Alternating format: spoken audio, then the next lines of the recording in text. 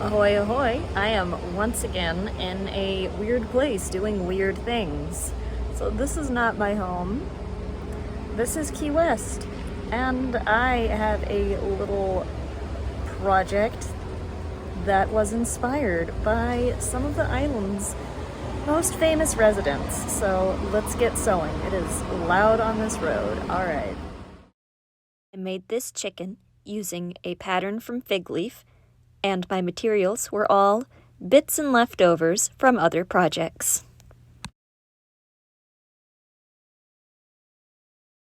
It's entirely hand-sewn, and it would also be a pretty good, quick, easy project for a beginner or even kids.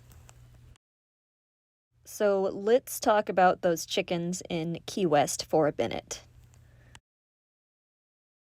They started off as wild fowl that were domesticated and then bred for food and cockfighting.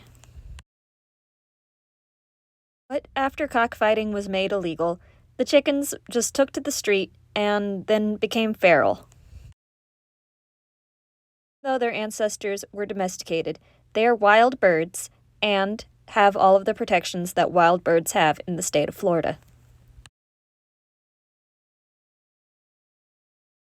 Even though some consider them to be nuisance animals, they also serve an interesting and important ecological role down in Key West. They eat insects such as termites and mosquitoes, which is a big help down in South Florida. And of course, they also help clean up all the spilled beer on the ground down Duval Street. Speaking of, this guy kinda looks like he partied too hard on Duval Street.